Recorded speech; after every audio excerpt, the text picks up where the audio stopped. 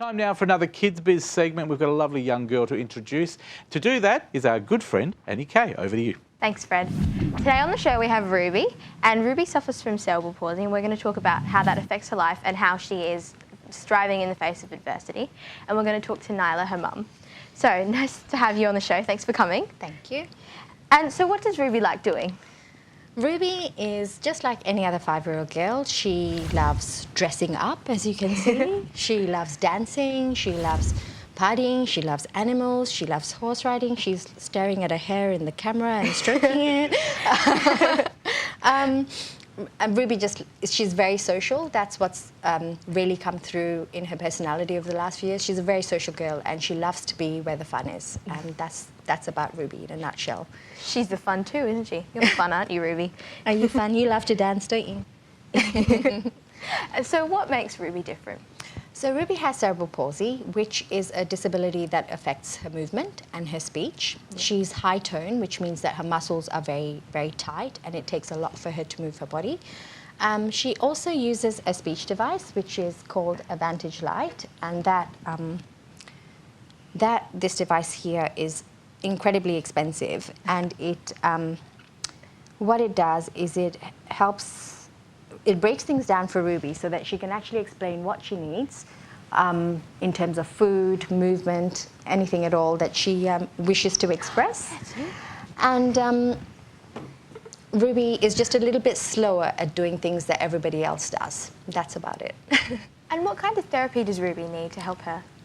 Ruby, since she's been about 3 months old, has had physiotherapy pretty much as a regular occurrence. She also has specialized therapy through a program offered by the States, and they actually travel to the east coast of Australia and offer 3 weeks at a time of intensive therapy, and that includes the neurosuit and something called CME that actually isn't offered in Australia at all. And in the 3 weeks that Ruby does therapy with them, she does, on average, 60 to 75 hours of therapy.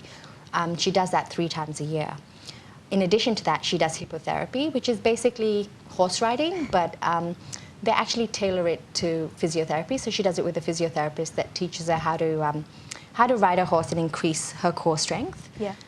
She also does the regulars, such as speech therapy, occupational therapy. Her life is extremely busy. Yeah. And you mentioned the neurosuit. What does that do? The neurosuit is a specialized suit, and what it does is it actually holds Ruby's muscles quite tight in certain areas, so that when we do like sit to stand or standing up or sitting cross-legged, it actually activates the correct muscles and teaches the brain that those are the muscles she needs to use to conduct that movement. Okay. So basically it's just an hour or 2 hours of physiotherapy in a suit that triggers the correct muscles.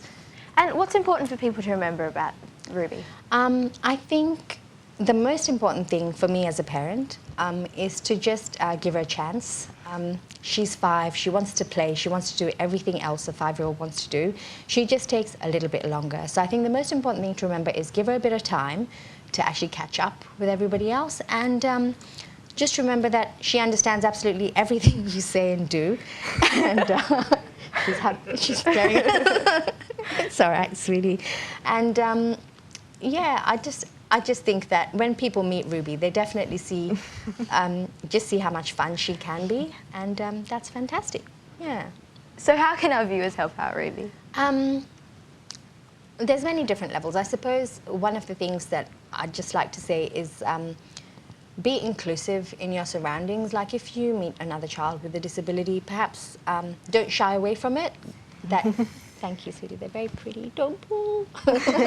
And yeah, give them a chance. Be patient. Get to know them. Get to know their strifes. And most of the time, you'll find that they're just another kid wanting to be a kid and wanting to play and wanting to do what everybody else is doing. As for Ruby, we actually do a lot of fundraising for Ruby. Each round of this special therapy costs on average 10,000 Australian dollars.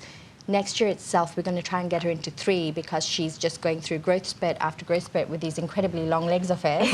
So yeah, so we're aiming for $40,000 next year, which will make a big difference to her ability to participate in mainstream school, which she has been doing this year. So we do have a fundraising page, and I'll share that with you at some point. And if members of the public wanted to help, that'd be fantastic. Do you want to tell us the link? Yep, it's www.sunshinebutterflies.com.au, and on that just search for Ruby Early Rolf, and her story is listed there, and how much we're looking to fundraise, which is really important to get her the specialised therapy. So here's something that people might want to know. Is there a lot of government funding out there for people with disabilities? In Ruby's case, she has something called Better Start funding, which lasts until she's 7 years old. For that whole first 7 years, she gets $12,000, not per year, but for the whole 7 years. Wow. And that includes getting equipment and her physiotherapy. And this speech device itself cost close to $10,000. So really, when you're looking at getting your child as much early intervention as possible, it's just not enough. It just simply isn't. And what we found is the intensive therapy Ruby responds incredibly well to the intensity of it, and her brain just remembers everything that she does in those 3 weeks, and the outcome is just fantastic. She's an extremely active little girl. So thanks so much for coming on the show today. I hope you both enjoyed it. For more information and for the website that you can help Ruby out on, go to the Couch website, thecouch.com.au. Thanks for watching Kids Biz, and back to you, Fred. Thank you very much, Annie.